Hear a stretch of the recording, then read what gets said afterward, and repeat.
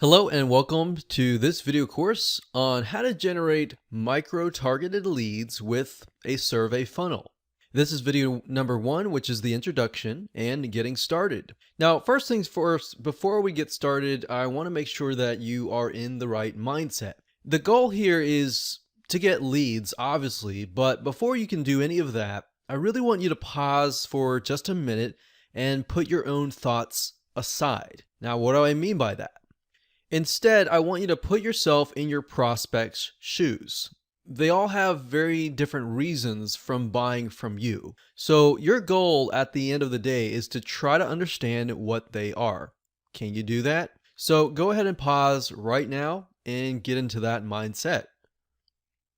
Now what I want to do is give you a quick overview of what's inside this video course. Video number 1 is the introduction, obviously. Video number 2 is listening versus speaking. So in this video, we're going to talk about a specific sales strategy that you're going to be using in this survey funnel and how it's going to be impactful in helping you get the right data so that you can convert more sales. Video number 3, we're going to talk about your end goal. Video number 4, we're going to talk about your product and service. Video number 5, we're going to talk about the buyer that fits, or in other words, trying to figure out the buyer that will fit your end goal, that will want your product and service. Video number 6, we'll talk about the typical day of a buyer. Now, the reason why we need to understand this is to get in a better frame of mind of what your buyer is thinking. The more you can do with that, the more that you'll be able to convert them. And of course, video number 7, we're going to talk about the survey form, and we're going to map it all out in video number 8. And of course, there is a video number 9, and we'll basically take everything that you've learned, everything we mapped out in the mind map in video number 8, and we'll begin to implement what we discuss so that you can begin to segment your buyers so that you will ultimately speak to them based upon their own needs. Now, in terms of getting started, you don't really need a whole lot. You just need to have your product and service. You need to have a basic understanding of your customers. If you don't really understand them to the T and all the way to down to the detail, we're going to get at that in this course. You're going to need to have access to a form builder, and we will suggest 2 form builders that we have found very useful. And of course, you'll need an email autoresponder system. And last but not least, you will need a mind map flowchart system or a piece of paper. We recommend lucidchart.com. You can use a piece of paper, but you'll see why in just a minute that using a piece of paper is not the most ideal situation, especially when you begin to map things out and you need to move things around. So with that said, let's move on to video number 2. Hello and welcome back. This is video number 2. We're going to talk about listening versus speaking. Now, if you study the most successful salespeople, you will learn that there is an art involved. And if you often study, for example, influential leaders who move people and have people following them, there's an art involved as well. So if you think about leaders, there's several different types of leaders, which was what we're talking about here. One leader is a type of leader who uses their authority to move people around. They're very bossy. But then you have the other type of leader who gains trust from people, and people are willing to move because they trust that leader, and they're using their influence rather than their authority. So that's the type of leader that we're talking about here. If you study counselors and their ability to help people pinpoint roadblocks and get them to the point of healing fast, you will also see this art in action. It's the art of listening, not speaking, but listening. Now, this is often very tough because in our society that is constantly talking, we're used to people speaking, and we're used to telling people why did they need this or why they need that or whatever. Especially if your personality type is extroverted.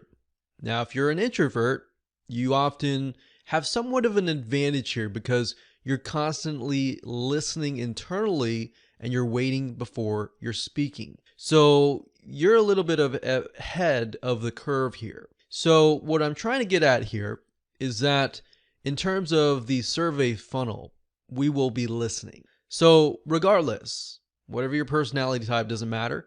Regardless, the point is there's a time to listen and there's a time to speak. When it comes to survey funnels, listening is crucial, and you'll see in just a minute why that is the case. When you first gather the data, you're trying to understand the needs of your prospect. So you need to clearly pinpoint what makes them buy. Now, if you were in speaking mode, you would assume people had specific needs, and based on those assumptions, you would create your funnel. Now, bear in mind that that is a dangerous situation to be in, because a lot of times we really don't know what our prospects and our buyers are really thinking. And a lot of times they don't even know either. But it's a matter of asking them questions, getting the right data, and then essentially figuring out based on that data what they want. So hopefully that makes sense, listening versus speaking. So if you think about a counselor, a lot of times they'll sit in a room and they'll listen to what you have to say. Now, they'll ask the right questions, but they will get you to answer. And a lot of times, a lot of people will say, why am I paying for a counselor? Why am I paying to go to somebody for them just to listen? Well, the reality is that it's not just that. They are asking the correct questions, which in this case, as a survey funnel, you'll be asking the right questions, and we'll give you some example of questions that you can ask. And what that does is it helps the person figure out essentially why they need something, what is the source of their pain, what is essentially that looks like.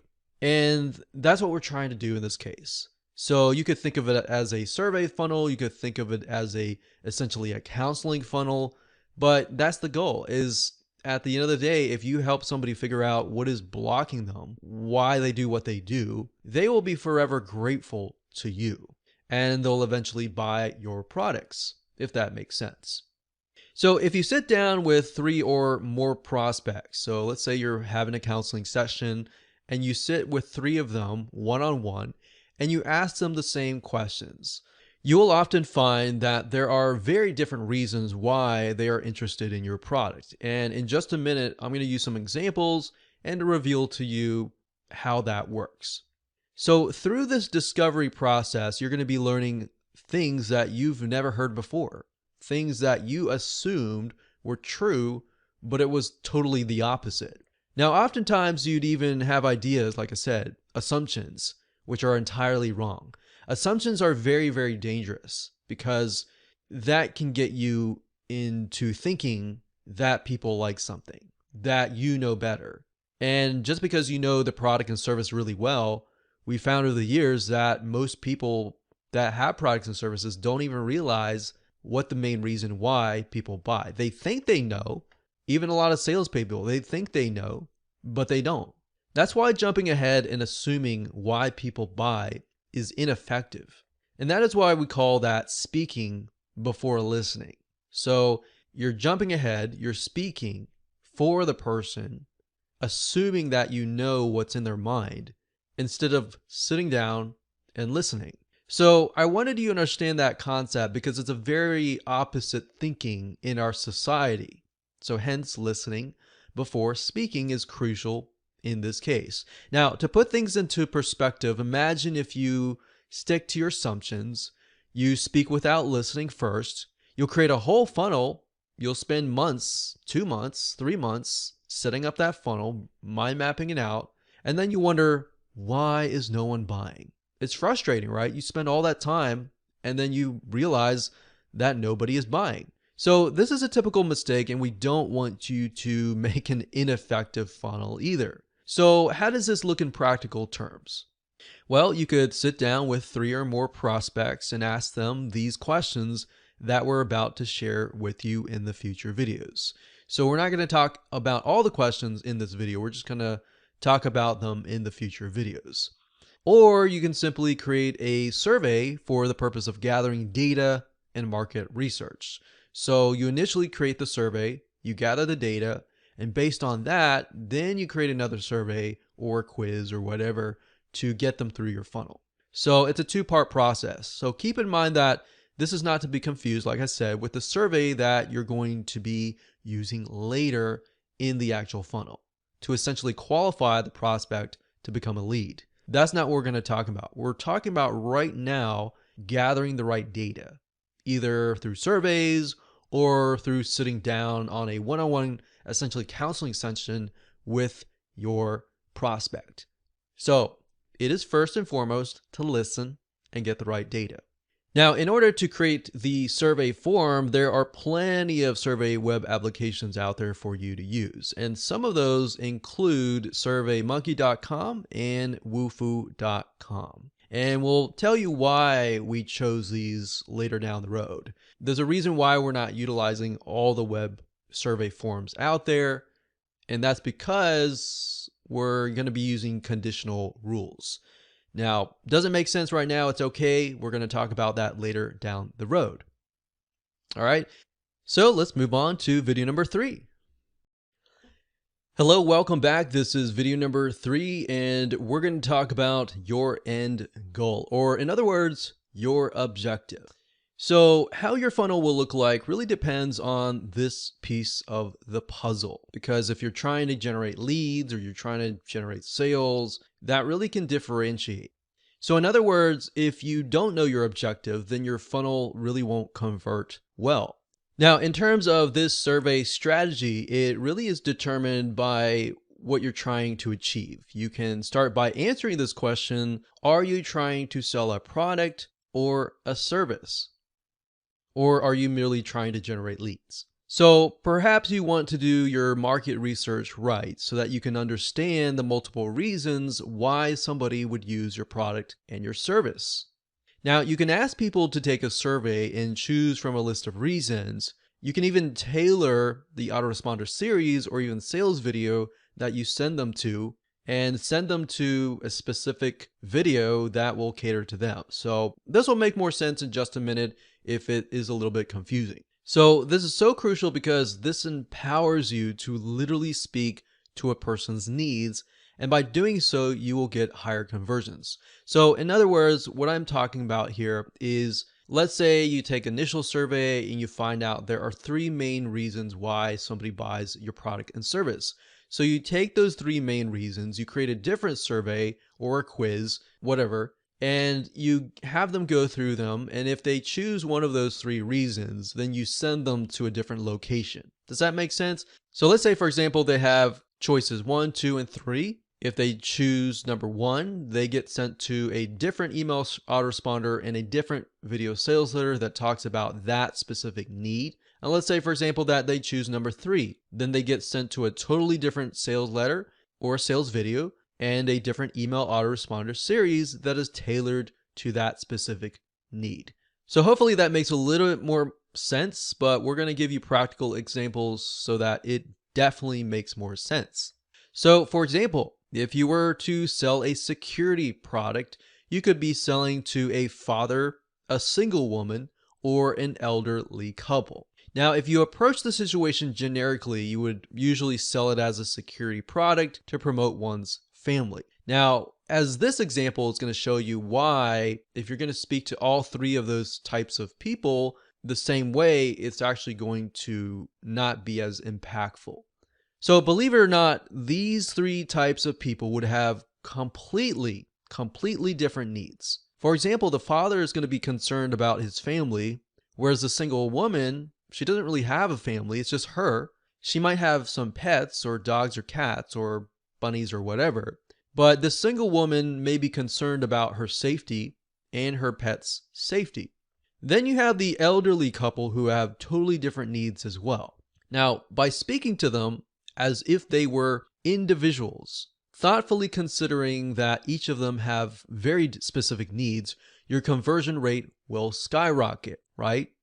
Because if you're talking to the father, you're saying, hey, if you're a father, blah, blah, blah, or hey, if you're a single woman, or hey, if you're an elderly couple, they're going to resonate with that, right? So are you trying to qualify a lead before they are approved into your service. Because when it comes to offering a service, you want to figure out if the prospect is the best fit for you and vice versa. That's why I ask you, are you trying to sell a product or a service? Because they can be slightly different, as you'll see in just a minute. So having run services before, it becomes much of a headache if you attract the wrong customer base. So that's why in certain respects, you need to qualify them based on your data. So the only way that you can avoid that is by understanding different customers and understanding how different questions can essentially bring in good clients and disqualify the bad clients. So at the end of the day, you don't want to take every single client, especially for if you offer a service, right? You want to find the client that is going to see your value, they're going to pay the money, and they're going to leave you alone because they know that you're the expert, versus the other client who might pay you the same amount of money, but they're going to be on your doorstep every single day asking you to change this, to change that. And it's just going to eat up so much time that you won't be able to spend time with your other clients. So that's why you don't want to take everybody, right? So the reason being is some clients are just nightmare situations. We've had clients before where we offer services and what should have taken a week ended up taking a whole 4 months. And then we have other clients, on the other hand, that it should have taken a month and it was really done within a few weeks and the client was super happy. So hindsight 2020, you look at it and you think, I would rather have the second client. So hopefully this gives you an idea of what your objective will look like. If you can jot down what would look like for you before you even move on to the next video, that will actually help you devise a great strategy. So let's move on to video number 4. Hello and welcome to video number 4. We're going to talk about your product and your service. So now that you understand your objective, it's time to bring things into the light and understand your buyer and how it relates to the product in a much better way. So it's quite obvious that you should know what you're selling. But I want you to complete an exercise and I'll give you some examples to follow along. So what I want you to do right now is to take out a pen and paper and start writing things down. If you don't like pen and paper, you can also pull out your iPhone or your smartphone as well. Now, ideally, it'd be better if you sit down with a prospect and do this. And if you can't, try to get them on the phone and even pay them money. Say, hey, I'll pay you X amount of money just to sit down with you and talk with you. And list out 4 different needs or pain points that your product and service solves. In other words, what could your potential buyer lose by not buying your product and service? Let's take, for example, the security product from earlier. So if we write down the 4 different needs or pain points that a security product in general would solve, we would know number 1, it would solve that anxiety and that fear and that concern about the family at night.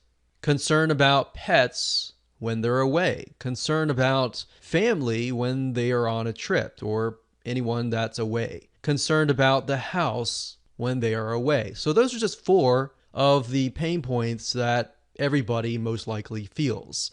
Now, some people won't have pets, some people won't have children. So that's why we try to cover as much as possible.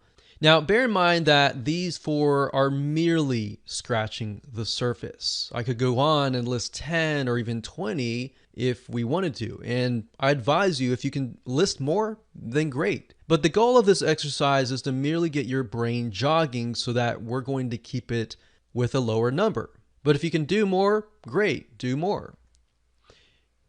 Now, what I want you to ask yourself is this question. How much time would they lose, and they being your customers, if they didn't have what you were selling? Well, if they didn't have a security product and they were concerned with all these items, you already know that they have fear, they have anxiety that's probably keeping them up at night. They would probably have to keep checking the house. They would have to ask their neighbors to keep an eye out on it. They would lose sleep at night because of that anxiety, that worry of what could potentially happen. Now, obviously, it would change if we take a look at the father, the single woman, and the elderly couple. Based on those three, those could change in a variety of ways. So the father, if he's away on a trip, obviously he's going to be concerned about his family at home. If the single woman's away and she has a pet, she's obviously going to be concerned about the pet, right? So it can be different still in different ways. And overall, like I said, anxiety can cause stress and health issues. Now, don't worry about what buyer fits these concerns or pain points just yet. We're going to do that in the next video. What I'm trying to do here is merely get your brain jogging so that you can start thinking about these pain points and these loss of time and loss of something. So with that said, if you have not jotted down the pain points and the concerns, plus the time lost that your buyers would face without getting your product and service, go ahead and do that right now. Feel free to pause this video and then unpause it when you are done. It's not going to take a lot of your time. So let's move on to video number 5, and we're going to dig deeper. We're going to elaborate further and figure out which buyer fits what and how you can go about doing that. Okay, so welcome back. This is video number 5, and we're going to talk about the buyer that fits these concerns and these pain points. So based on the prior video, we should have an idea about the pain points and the loss of time. Now what we need to do is we need to figure out, what do they look like? What age are they? And what demographics are they? Now, with a security product, you could be all over the place. But what you're not trying to do is figure out what your buyer is, but who is your hungriest buyer. So when you really think about who is losing the most sleep at night, that is most likely your hungriest buyer. If you've got somebody who's like, yeah, I could use a security product, that would be something good, but they're not necessarily losing sleep, that might not be the buyer that you want to target. Because remember, you can't target everyone. You could have 10 different funnels going to different email autoresponder series and different video sales letters, but that's not your goal. You're trying to find the hungriest buyer, essentially.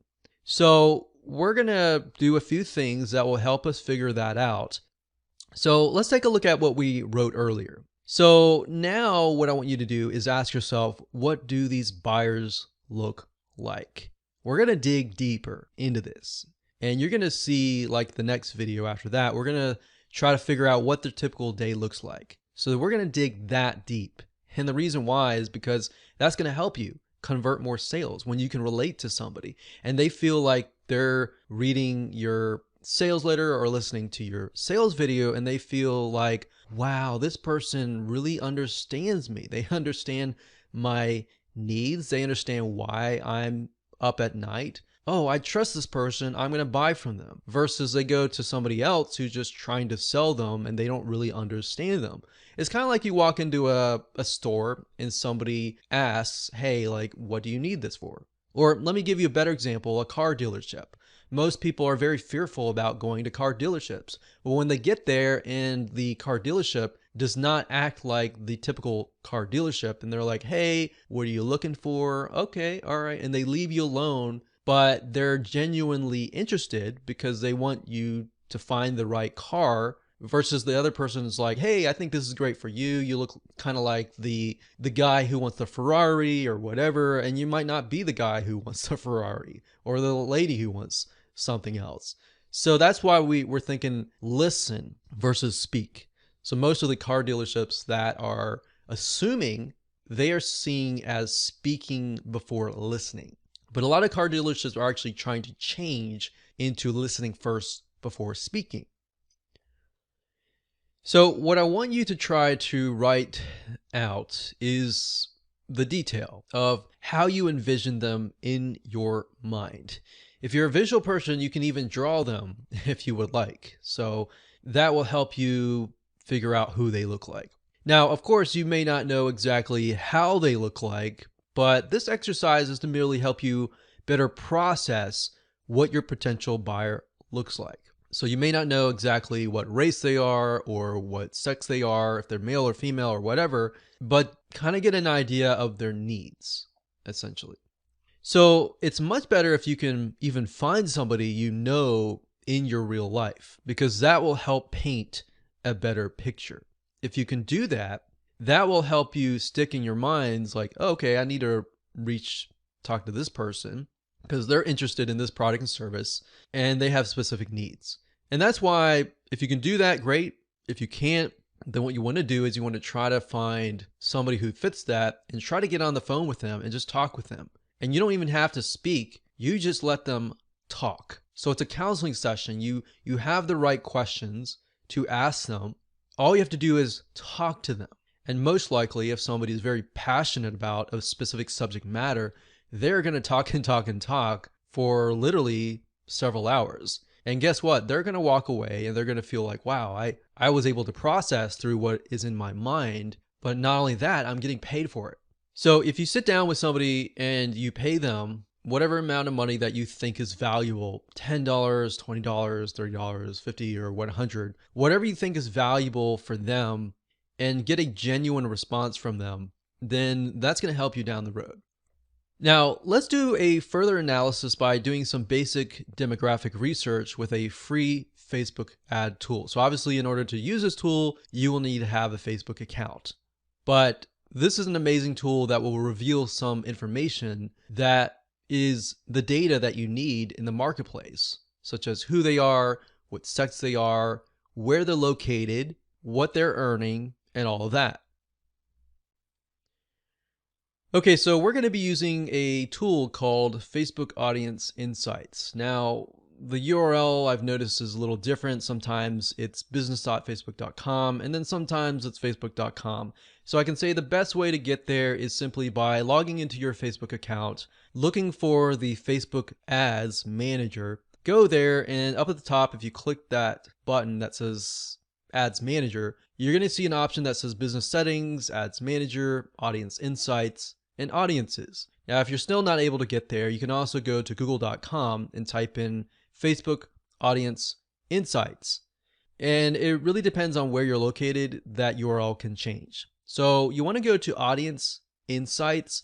This is basically a tool that Facebook gives you for free that you can use. And it allows you to see a micro data of people who are highly interested in specific topics, people who are highly interested in pages that you might be connected to, and all that. So the easiest way to use this tool is not using any of these first, but by entering the interest.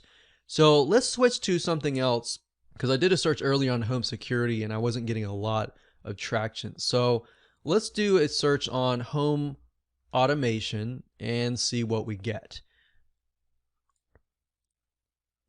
Now, what's interesting about this was I assumed that the people that would be interested in home automation would primarily be men. And while it's about close to 50-50, you can see that 56% of women are interested in home automation. Now, we don't know. Hypothetically, that could be because they're using their husband's accounts. We don't know.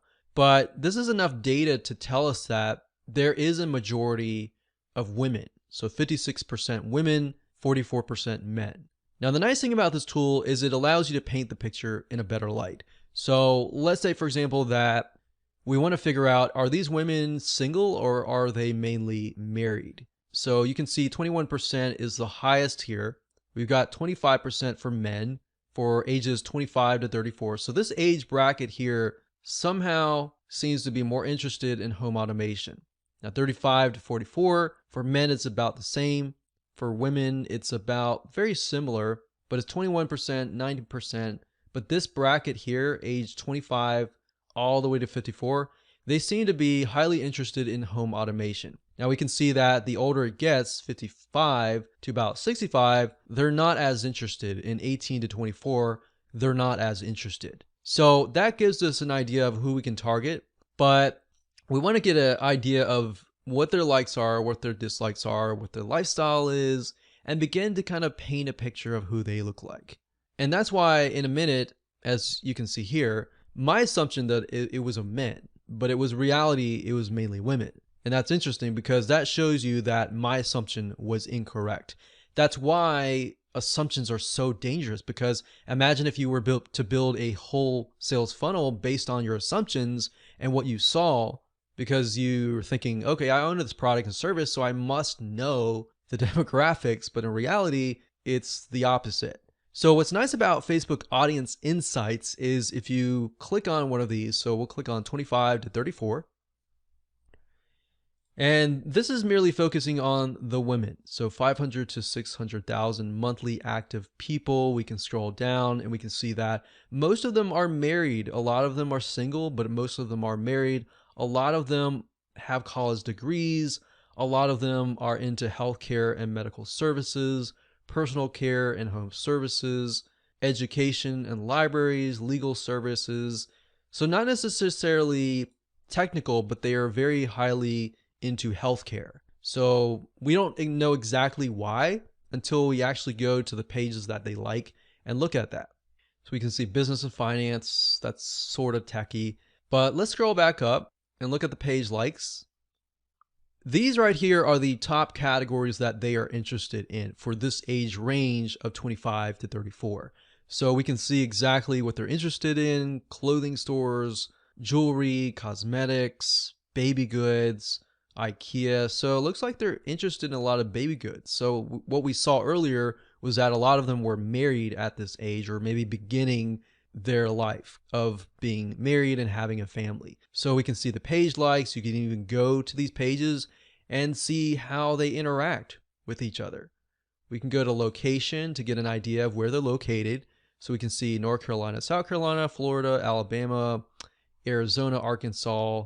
So a lot of these are actually the Southeast, which is interesting. I don't know why they're interested in home automation, but they are. So that gives us an idea of geographically, maybe we can dig further, look into cultures.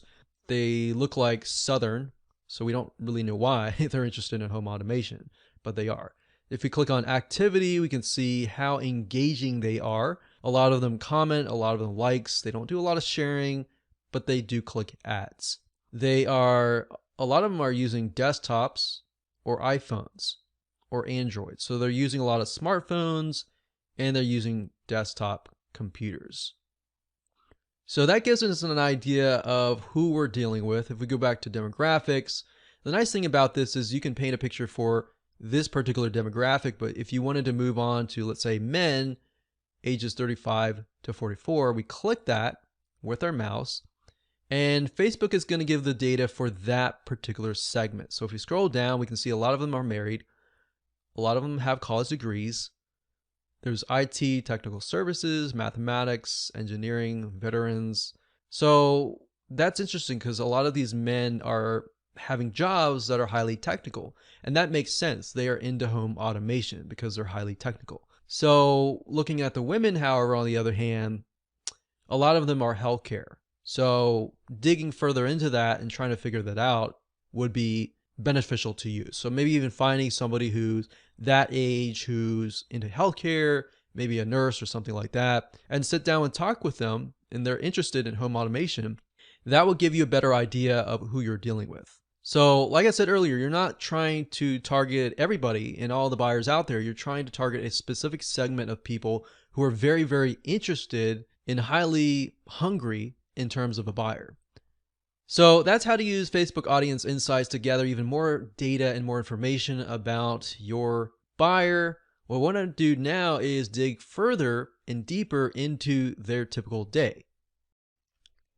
Welcome back. This is video number 6. We're going to talk about the typical day. So in this video, you will look at the buyers that we previously looked at and gain insights into their typical day. Now, essentially what we're trying to do is we're trying to understand what is going on in their minds. The more you can understand their typical day, what happens when they wake up, what happens at lunchtime, when they go to work, maybe they're taking care of their babies, maybe they're doing errands, and then they get home. What do they face during the day? In doing so, you're going to basically open up a realization of what their frustrations are, what their pain points are, what makes them happy, what makes them sad.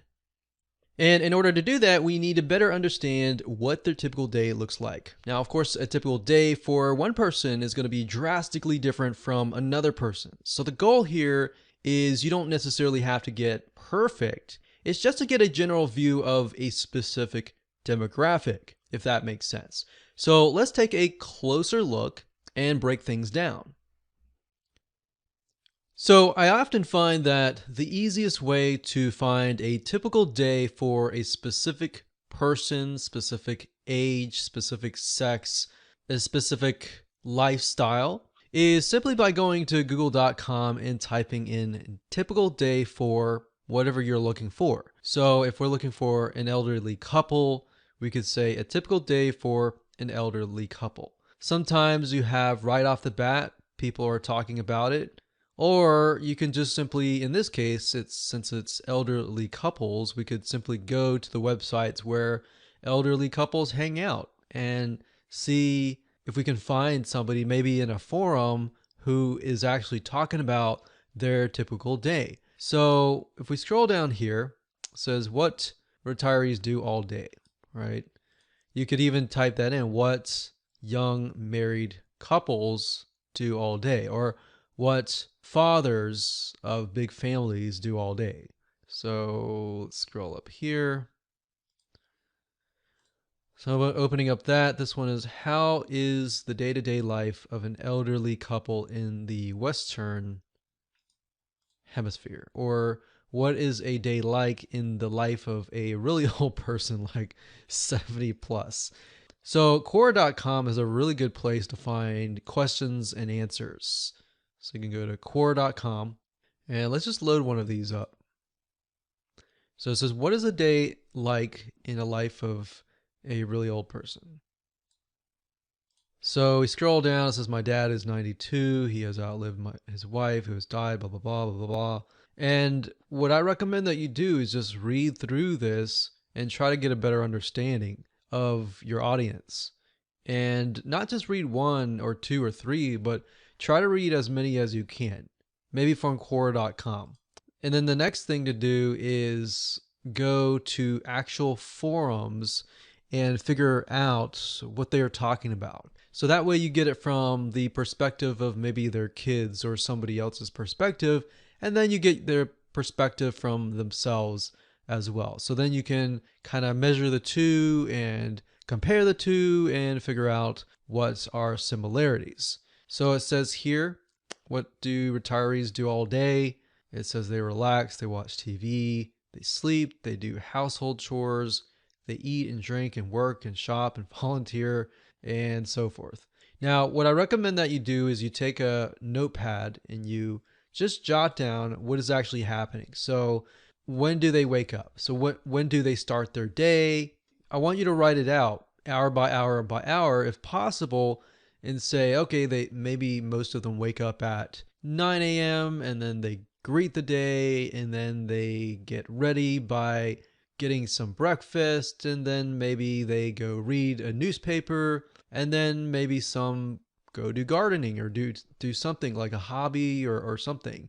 Write down the hour by hour, because believe it or not, that will actually help you understand what their frustrations are and how much time do they actually have during the day to take a survey and when and all that. So that's what I recommend that you do. Don't focus on this way too much. Just have fun, type in a typical day for blank, or what do blank do all day, and get an idea. Just jot it down and write it down. That will help you understand how to talk to them. You'll understand deeper their frustrations, what keeps them up at night, what makes them happy, what makes them sad, what are they spending their money on, and all of that.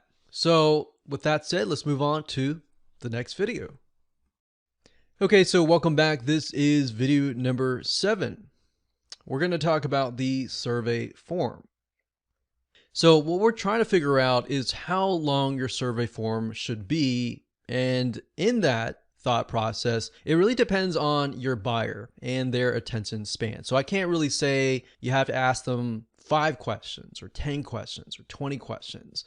It really depends on your prospect and essentially their patience level. So in order to do that, you have to get an idea of their typical day. So that's why we did the exercise previously. So if you skip that, you're really not going to know how much time they have during their typical day. Now, if you go back and do that typical day exercise, it's going to reveal to you some things, and that will give you a better idea of, okay, their day is really, really busy. They're not going to sit down and take a 20-question survey, but they will definitely sit down and take a 5 or even 10-question survey. So, like I said, I can't give you an exact number that is going to be required for every single person. It really depends, and you can arrive at a better educated guess by doing that exercise. So in other words, by understanding your buyer and how willing they are to go through your whole service, that is when you will know. So obviously you don't want to make it too long, but you want to ask the right amount of questions. Now, in terms of what survey web application you should use, we recommended SurveyMonkey.com and Wufoo.com. And the reason why we don't recommend every single survey form builder or quiz builder or anything out there is simply because for this to really work, you're going to need to have an option that will allow you to redirect people to different locations based on the questions that they answer. So going back to the father, the single woman, and the elderly couple. So we have 3 different choices. If they choose that this is my age, we're retired, whatever, you're not going to want to send them to the exact same location, right? Otherwise, that defeats the whole purpose of a survey funnel and customizing that experience to them. That's why not every single form builder or quiz builder is going to work. Now, what these are called are conditional rules. If a person says, yes, I'm an elderly couple, then send them here. If they say that they are a father of a family, send them here. If then. So you need the conditional rules, and the form builder needs to be complex enough to offer those as options. So going back to the security example, if the father is taking the survey and checks that, yes, we want to redirect them to a specific location. And this will allow you to direct them to a different video sales letter or even a different email autoresponder system. So in turn, you can customize the experience that they have, your email series to that specific person and their needs. So hopefully this makes sense. If you're wondering how to implement this, don't worry. We're going to talk about that in the upcoming videos. We definitely recommend Wufoo.com or SurveyMonkey.com. Wufoo.com, I believe it's a little bit cheaper. You can start out with the basics, but just make sure that the plan that you choose has those conditional rules. Now, if you want to start out with the cheapest plan first, and then as you discover those different buyers, then you can switch up. So whatever works for you, go ahead and do that now. So now that we've covered that, it's very, very crucial to map out your survey funnel. In other words, what will it look like? And that's what we're going to do in the next video. This is video number 8, and we're going to map things out via the mind map. Now, here comes the exciting part. So we pretty much went through a lot of information. We gathered a lot of data. And now in this video, we're going to map out your whole funnel. Now, it's great to visually map things out via a flowchart system or a mind mapping software, simply because when it comes time to implement everything without a mind map or a flowchart, it's guaranteed that you're going to get lost along the way. So in our experience, having successfully implemented hundreds of funnels, we can vet that a mind map helps to understand where you are in the process. Because a lot of times when the going gets tough, you're going to quit unless you know exactly where you are in the step-by-step planning process. Now, bear in mind that this is not going to be the final funnel system. You can always go back and forth and change it however you wish. That's why we don't really recommend a pen and paper. We recommend that you utilize a tool on your computer that allows you to drag and drop the blocks around. And that way you can move things around, because if you're dealing with pen and paper, it's going to get really messy. You're going to have to redo it. And yeah, it's cheaper. It's just going to be very chaotic. and we want the easiest way for you. So with that said, let's jump on in. Let's go to the mind mapping software and let's build out the survey funnel. Okay, so like I said, I am using a site called lucidchart.com. That's L-U-C-I-D chart.com. This site is great and I highly recommend it if you can. It's not too expensive. There's a very small monthly fee, but I think it's about $2 to $4 max per month, and it's really worthwhile at the end of the day. So let's walk through kind of what we talked about earlier in the previous videos. But basically, first off, we need to gather data, right?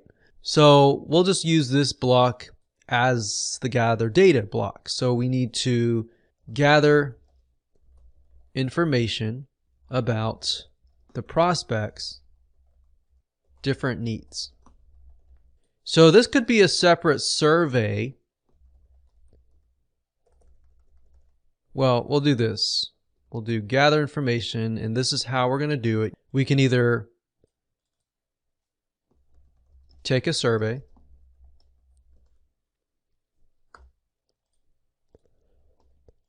or secondary, we can also sit down with a prospect and talk with them and get a better understanding of where they're coming from. So these are two different options. Option 1, take a survey, and option 2, sit down with a prospect. Once we've talked to several prospects and you've gathered enough data for your survey and you're ready to go, and you've compiled kind of a list of different needs like what we talked about earlier, then we can move on to the actual funnel. So by this point, we should have enough data. So this could be 3 to 5 different prospect buyers. So I think for simplicity's sake, let's just do 3.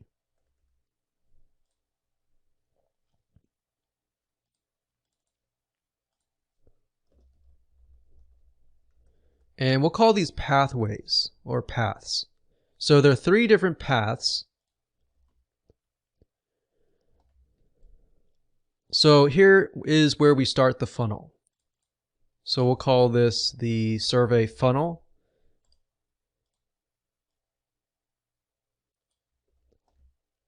And there are going to be 3 different paths. So I'll put this one here. So 1, 2, and 3. So do path 1, path 2, and path 3. And let's actually name these. So let's go back to the few videos that we discussed about security. And remember, we discussed there was the father, there was the single woman, and the elderly couple.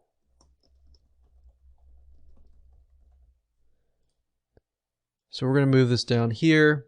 This is the survey funnel.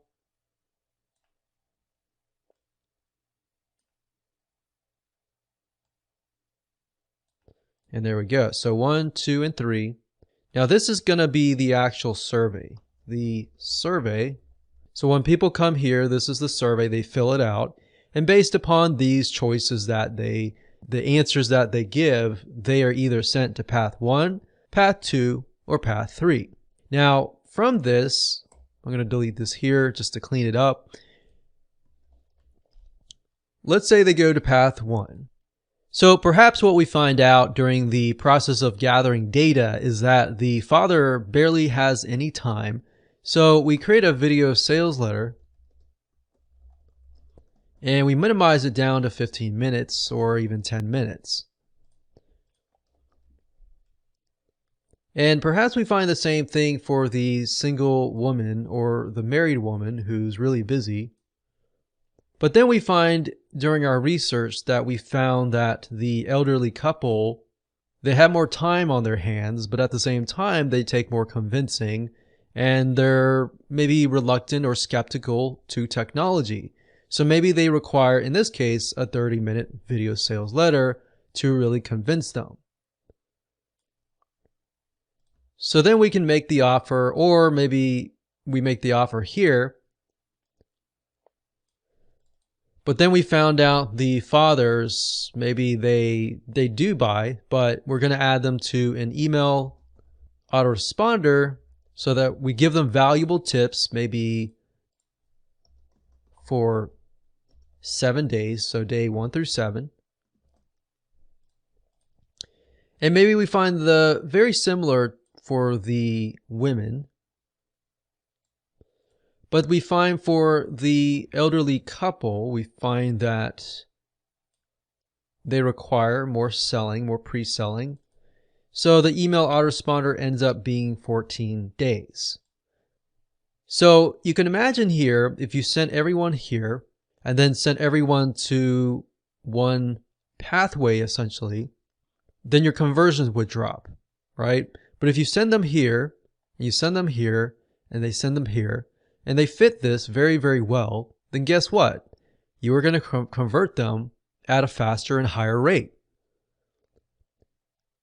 So at this point in time, realistically, the survey, in order to implement it, we need to use a wufoo.com form. And these are going to be conditional rules.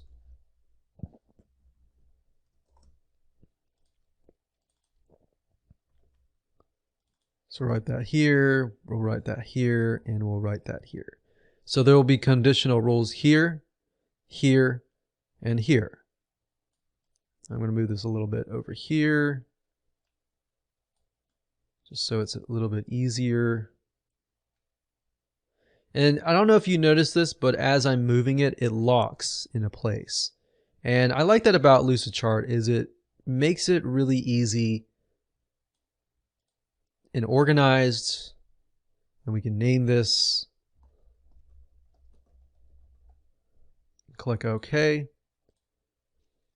Now, you don't necessarily need a video sales letter all the time. Sometimes you might do enough research that you realize they don't need a video sales letter, and you might think, okay, the elderly couple, they just want really good information first. They don't really want the video sales letter, and they like text or something. So that way you can customize it based on that. Now, like I said, in terms of implementation, wufoo.com has conditional rules. And based on the questions that they answer, you can either ask them another question that is only revealed if that they show that they are the father or the single woman or married women or elderly couple. So that's essentially it. And what we can do here is the email autoresponder series. Obviously, the emails might go back to the video sales letter, like so.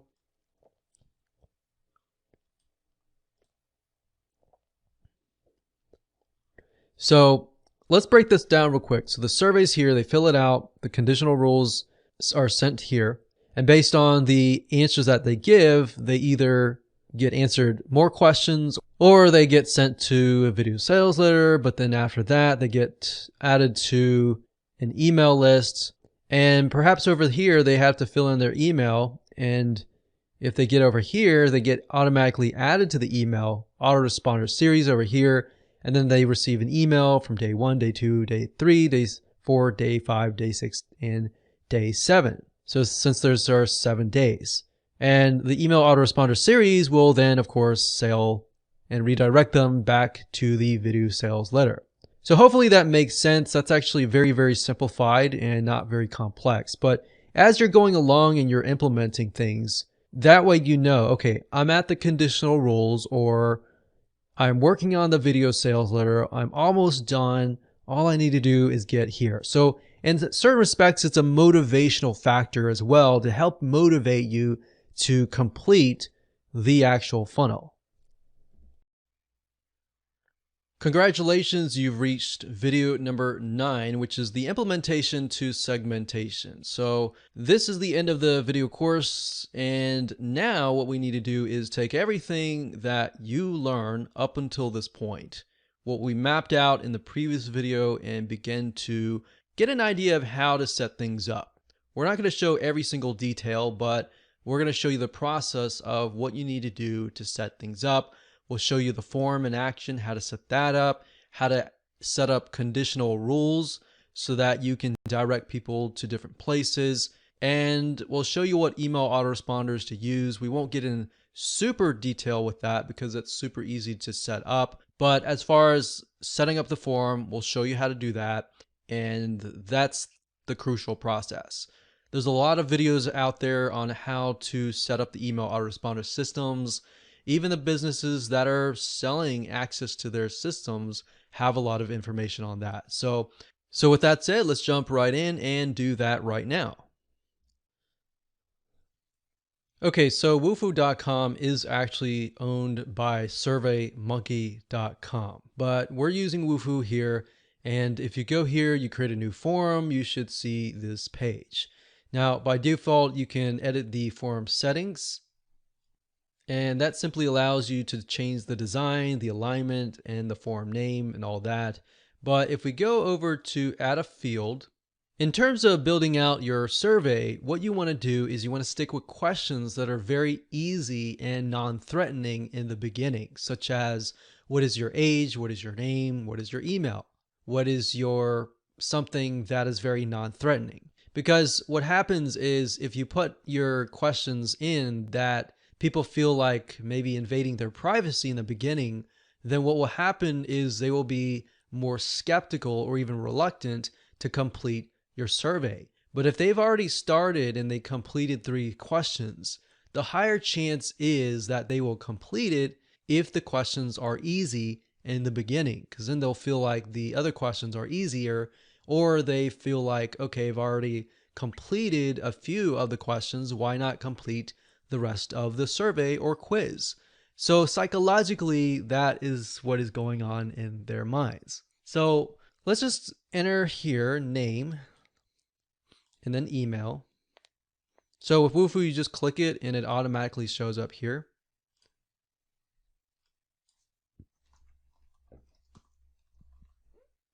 And we'll click save.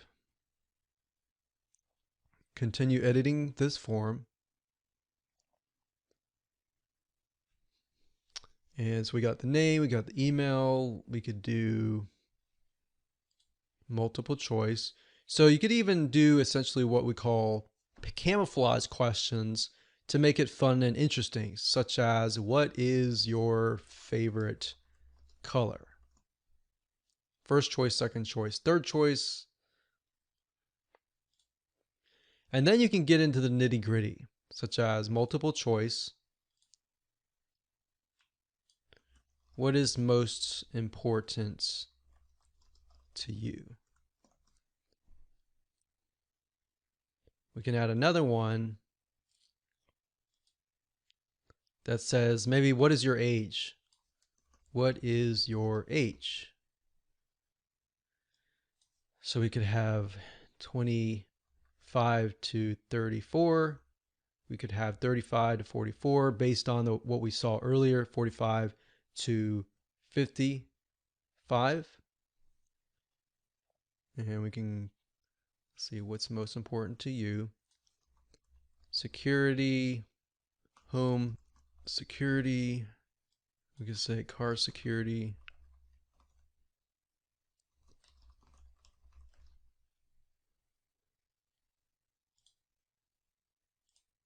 Click on save.